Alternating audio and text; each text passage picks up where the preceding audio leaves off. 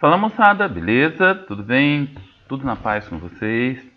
Estou aqui para mais uma reflexão sobre temas trabalhados e abordados em sala de aula. E agora nós vamos falar um pouquinho sobre a estrutura geológica da Terra. Esse tema já foi trabalhado em outros vídeos, né? Mas agora eu estou dando sequência no material de acordo com aquilo que vem passando para vocês nos livros, no material didático, ok? Então vamos lá.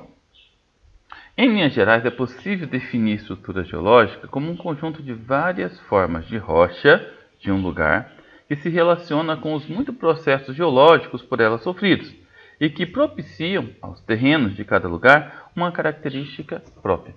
Esse pequeno texto que eu coloquei no slide, pessoal, ele analisa, ele observa aquilo que está no material de vocês. Ou seja, a estrutura geológica é um conjunto de rochas, é um conjunto que se observa no relevo, né, e que tem características específicas entre si. E pode ser dividido em dobramentos modernos, que são as montanhas, escudos cristalinos, que também é conhecido como crátons, ou as bacias sedimentares. Vamos começar estudando os escudos cristalinos, que também é conhecido como núcleos cratônicos. São constituídos predominantemente por rochas magmáticas ou metamórficas, ou as duas juntas, metamórficas e magmáticas, de idades muito antigas. Ou seja, pessoal, essa região dos escudos cristalinos foram formados lá nas eras pré-cambrianas e paleozoica, ou seja, entre 1,5 bilhão a 500 milhões de anos, há muito tempo. Essas rochas foram submetidas a um intenso processo erosivo e, por isso, já estão muito desgastadas e em altitudes relativamente baixas, com o formato de seus topos montanhosos arredondados. Então, todos esses crátons, todos esses escudos cristalinos foram endurecidos no interior das crostas, onde ficava aqueles vazios, aqueles vácuos de ar, foram endurecidos bem lentamente, mas com a movimentação da crosta terrestre, né, esses escudos cristalinos chegou até a superfície e foi lentamente sendo desgastados. E hoje pode ser visto em imagens, como as que vocês estão vendo aí no mapa, no slide, né, em chapadões, em serras. Aqui eu tenho um mapa que mostra a estrutura geológica do Brasil. O Brasil, como vocês podem observar, é predominante, né, é majoritário de bacias sedimentares. Nós temos apenas 36% de escudos, né? Temos escudo, olha aqui, escudo atlântico, o escudo do Brasil Central, o escudo das Guianas, né, os dobramentos do Nordeste, o dobramento de Brasília, o dobramento do Atlântico. Então, toda essa região aqui, pessoal, de roxinho, né, é o predomínio de rochas cristalinas, de escudos cristalinos. Essa região aqui é a bacia sedimentar do Paraná, a bacia sedimentar do Maranhão, a bacia sedimentar amazônica. Toda essa região, cerca de 64%, é de bacias sedimentares. Então, 36% de escudo cristalino, 64% de bacias sedimentares.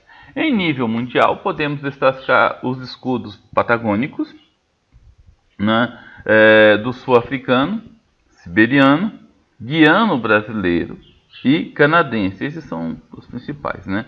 No escudo brasileiro, as rochas possuem estrutura rígida, como granito, gneiss e outros. Os escudos brasileiros, eles são muito ricos em minerais metálicos, principalmente em minério de ferro, né? Nós vamos estudar um pouco mais para frente, mas essa região aqui do quadrilátero ferrífero, né? Essa região aqui do Carajás, são grandes produtoras de minério de ferro.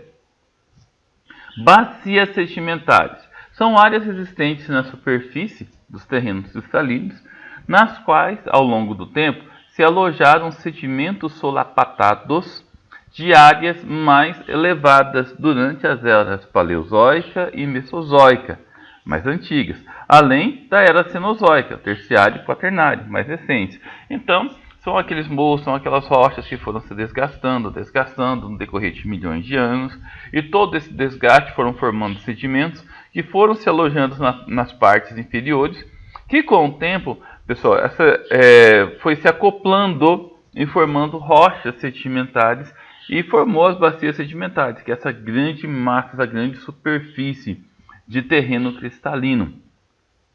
A sedimentação do material se faz em camadas, que muitas vezes soterram extensas áreas de vegetação, originando assim o carvão mineral. Então, carvão mineral é um recurso orgânico, é um combustível fóssil que é muito encontrado em áreas de bacias sedimentares.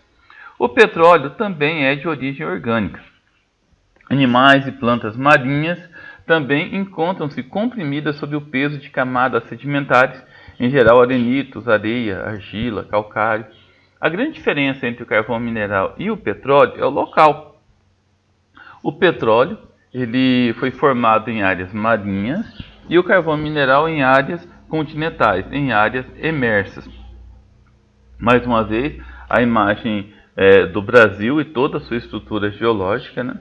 O Brasil, as mais importantes, né? Como eu já disse, é a bacia sedimentar do Paraná, né? A costeira Pantanal, a São Franciscana e a Amazônica. E aqui a imagem, né, da bacia sedimentar, né? Vocês podem observar as camadas de deposição de sedimentos, né? Então toda essa região aqui, ó, observa que tem várias camadas. Essas várias camadas aqui foram deposições de sedimentos no decorrer de milhões e milhões de anos. Dobramentos modernos, pessoal, também conhecido como montanhas. Olha só, coloquei até duas imagens muito bonitas aqui para vocês de áreas montanhosas, né? Originaram-se, né, dos enrugamentos típicos do período terciário da era Cenozoica, formados por movimentos produzidos por forças internas, movimentos orogênicos ocorridos pela formação das placas tectônicas. Se recordem que na aula passada nós estudamos, né, a diferença entre os movimentos orogênicos e os movimentos epirogênicos. Então, o encontro entre as placas tectônicas gera um soerguimento da superfície.